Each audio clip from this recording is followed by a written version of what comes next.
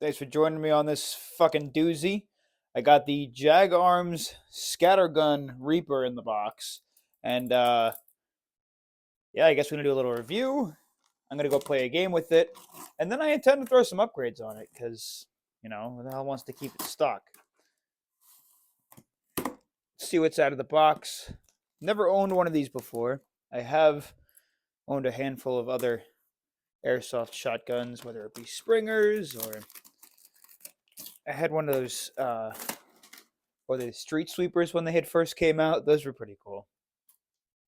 And when they converted the those as gels to airsoft.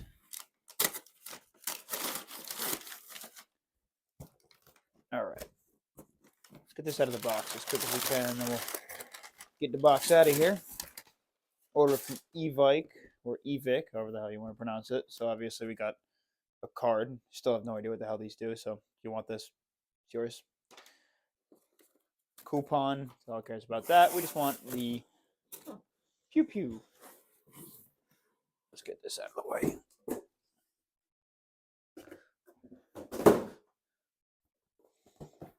Okay.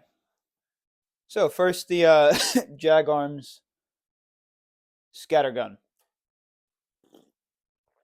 Coffee. First things first, a nice black box. Open this sucker up. Some black foam to follow it. And then I would assume the gun itself. Now, depending on where you live, obviously yours will come different, whether it comes with an orange tip or tape all over it, because, I guess they can't open it and look for a second and realize it's an airsoft gun. You got a manual. It seems to be... Oh, it's got all their shotguns in it. If you didn't know, they have a bunch of different shotguns, different lengths, different styles. I went for a more CQB style shotgun. I wanted something really fast. And I like the way this one looked with the dildo handle. I'll show you in a second. Obviously, you can change it from 3 to 6 shot mode. Whatever. It's a fucking manual. Okay. First things first. You get a barrel rod or a cleaning rod, which seems to have come slightly bent, but I guess that's not a big deal. Those are always welcome. You have a speed loader. Always like to add another one of those to the collection. I don't know how well made this one is, but who cares? I have one that I'm going to wind up using anyways. You have the shells. It looks like it comes with 3. Now, if I'm not mistaken, all of these are TM compatible with the M870 or any of the other spring or gas shotguns on the market. They're like lubricated. Why are they oily and greasy? Ew, that's disgusting. They throw on this orange tape. Show that it's obviously not a real firearm. Get this off. Luckily, it's not like some of those companies that make stuff and they put this tape on it, at least some nasty residue. It's like just duct tape. And then you have the scattergun itself, which looks like it's in a half-cocked position for whatever reason. We'll keep the shells out, and we'll keep the scattergun out. Okay, so before we make any modifications to this guy, I want to go over my thoughts, and then I want to actually go and play a game this weekend with it and decide what I need or what would be necessary before throwing on a crap load of upgrades for no reason. It's crazy short. Like, we're talking like forearm short, arm short. Get this up and close to the camera. So going down the shotgun, obviously the barrel and or where you would load the mag tube, or I guess shells, or the shell tube, are completely the same. It looks like the orange tip is just glued on, so you'd probably have to break that off. You got this nice grip or charging handle, pump. Got M-lock on the bottom, M-lock on the sides. You have your rail system with plenty of real estate on the top for what I would assume you need for a shotgun. Plus, obviously, if you want to throw anything on the sides or on the bottom, you can if you need a grip. It's got this nice dildo handle. I'm sure you ladies will love this one. The regular safety. Obviously, that's not safe. That's fun mode. Oh, handle seems... That was weird. It was like in like a half cock position. Okay, so there's no gas in there. That's good. Can you charge it with the safety on? You can charge it with the safety on. You just can't pull the trigger. This looks like it's to open the feeding ramp, or where you put the mags or the shells in. Let's see how easy that is. So throw a shell in there, press it in, decently firm, and it doesn't look like it's going to come out. Close this guy, obviously, for extra safety, and pop it out. There you go. That's cool. Okay, so if you press it a little bit, it just flies out. Let's see if it... That's awesome. If you need a dump pouch or something like that, you just pull that and it drops right into the dump pouch. That's nice and easy. You also have your sling loop, which is pretty dang firm, actually. Your gas fill valve, and the screw that looks like it actually takes off this stock, and I believe you could just throw on a bunch of their other aftermarket stocks on there. So now, you see in here, I was reading that depending on where you slide this plastic piece forward or backwards will depend on where it goes from 2 to 6 shots, and it actually, or I'm sorry, 3 to 6 shots, and it actually looks like it's got a 6 in the front and a 3 in the back. It's kind of cool. I don't see any reason to use 6 shots, especially when these shells only hold 30 rounds. You're going to blow through this like crazy. Ugh. I'm just got the hiccups. That's weird. And never seen a gun come with a QR code on the bottom. I don't know. All in all, it seems pretty high quality. It looks like the grip is only held in by these 3 screws. Yeah, I guess I'm going to go play a game with it, and then I'll come back to the review table and we'll discuss. All right, so we're back. First things first, this thing is an absolute blast. I usually primary either an AAP or a Glock when I'm playing indoor, and I'm going to be honest with you, this was so much more fun. There's nothing more satisfying than pumping a shotgun, hitting someone, and then just racking it again. It's just such a satisfying sound. It's fantastic. Other than that,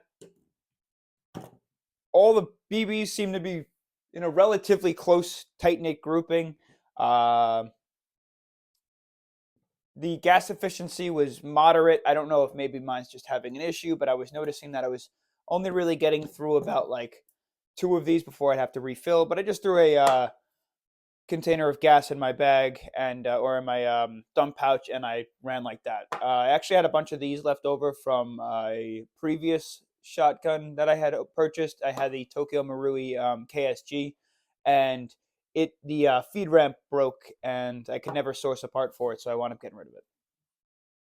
There's a few things wrong with this, though. User friendly wise, the shotgun itself seemed great. It worked. It was pretty dang reliable. I had very little to no complaints about it. The only problems were when I was racking the shotgun. Occasionally, my fat hands would rack back, and I don't know how I managed to do it, but I guess in the heat of the moment, I'd wind up pressing this, and this feed ramp would open, and then when I'd go to rack it forward, the BBs would just fall right out, or the shell would fall right out, just pop out. Here, I'll try and simulate it for you. So we're here, I'm here, I would hit this, ramp would open, and then that would happen, and obviously it's still pretty loose in there. After a few hits or whatever, it would just pop right out. I don't know. That was just user fault, obviously. I'm a moron. So, first, I guess, gripe that I had with it. Second, it needs attachments. I think this thing's going to work so much better with attachments. Unfortunately, the CQB arena that I play in is relatively dark. So even with the whitest BBs that you could possibly find, it's hard to trace them around and follow them. So I think first things first, a tracer unit is absolutely necessary. Second, grip-wise, even with a glove on, I did find this shotgun to be a little bit slippery on the back. They do sell one that's just like a regular like M4 style grip. I don't think I want that one. I would rather maybe tape this or wrap it with something, but we'll see. A sling would be nice also, so obviously I could just put it down if I ever need to, if I need to like maneuver shells or my bag or a secondary or something.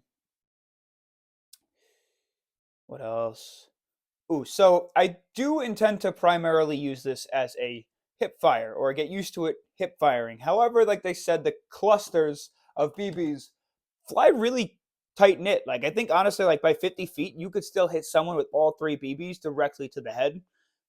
So you could throw a sight on this too if you wanted, so you can go for some slightly longer range shots. But I think a laser would be nice because then obviously you could pinpoint where you're shooting without aiming down sight. And honestly, I think that's it. A tracer, a sight, a sling. A sling would be nice. A grip, and I guess a laser. I like the pump. I don't think the pump needs to be changed at all. So, yeah, I guess I hope you're ready for the world's best transition.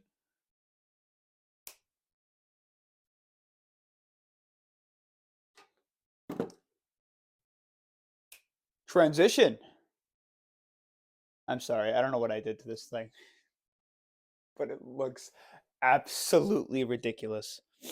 So, meet stupid. My CQB Frankenstein Jaguars Reaper scattergun. So you'll notice there's a couple things that I didn't mention I was going to do to this that I added on to it. Specifically the BBC hanging at the bottom of its fucking legs. But I guess let's get into it. Why I did what I did. If it's worth it, we'll go from there. So, first off, let's talk about the elephant in the room, the sling. I said I wanted a sling, and unfortunately, this guy's only got a 1 point sling attachment, or I guess spot. So, I went with the 1 point. This is a Novritz sling. I like it because obviously it's got this loop that you could just pull. It sits right in front of your chest, and it auto adjusts to make it looser or tighter if necessary. Seems pretty high quality. Yeah, it's a sling. You know, nothing too special from there. Moving up the gun, like I said, your girlfriend's favorite toy, a little slippery. So I did my world's first paracord wrap. I think it came out all right. Seems pretty strong. Hopefully it lasts. I don't know. I got nervous, so I put a little super glue on it. Obviously, a stupid sticker, because, you know, stupid Airsoft. Got that red dot on it. Different brightness levels. I do have it zeroed in. Let's see if I can get a brightness level that'll work for camera. Probably not, right? Anyways, it's one of those half moons with a fucking dot in the middle. Like I said, the clusters are very close together, so if you wanted to get some shots down like 75 feet, 100 feet, you could, theoretically, if you have a red dot. So I threw one of those guys on. I did mention that I wanted to start primarying hip fires, so I got a nice green laser. This guy's bright as could be. Found it on Amazon, $20.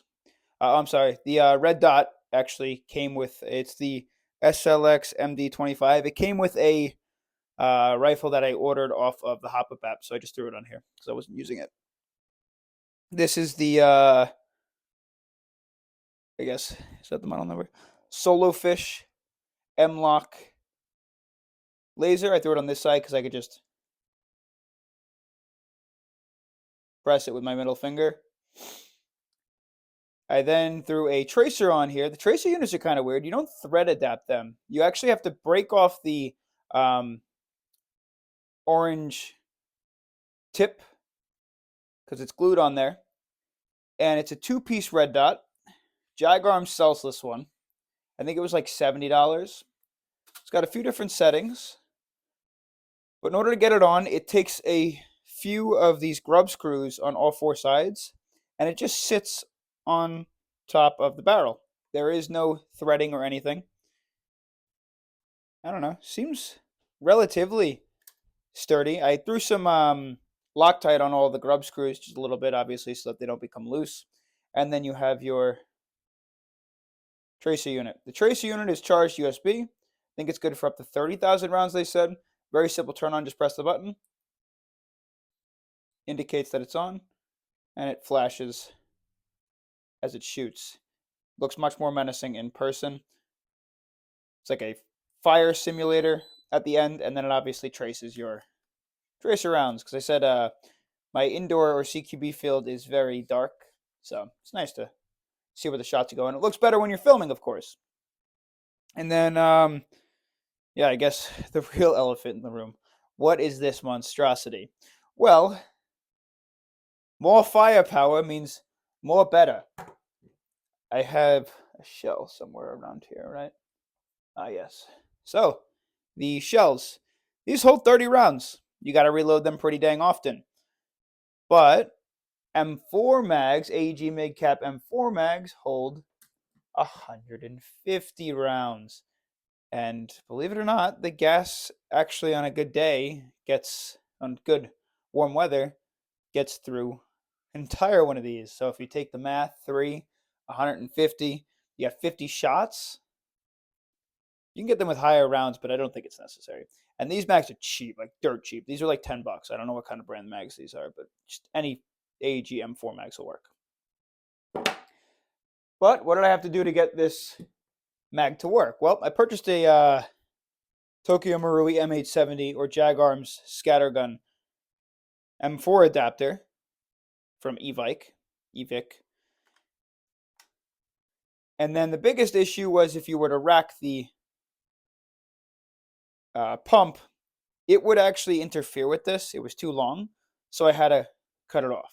And the nice part is there's a couple clips on the inside of the pump that hold this guy onto the actual pump construction itself. And the only real thing you have to worry about not destroying is these 3 screws.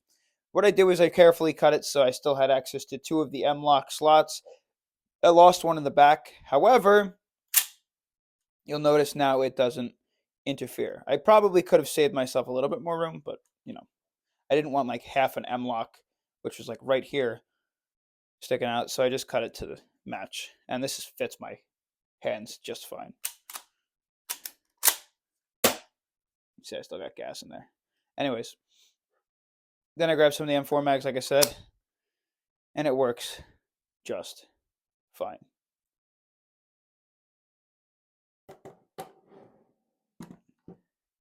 Do I recommend this? Sure, why not? Price-wise, the gun itself is about $200. I had some paracord laying around and a sight laying around. I cut this with a saw I already had. I had stickers already lying around. So again, like I said, I spent $200 on this. I spent maybe $18 on the sling, $10 on a mag. I bought 3 of them. The adapter was another $15, $20. The tracer unit was $76, and then the solo fish laser came up to $20 on Amazon. So what, sub $300? Hopefully it lasts. I don't know how well it's going to do. There's a possibility this thing has good longevity, and it seems like Jag Arms has the ability to source almost all of their internal and external parts from their website. I hope this thing's not, built like a fucking fruitcake. But I definitely would say I'd recommend this enjoyment-wise. Yeah. Thanks for tuning in to my stupid shotgun.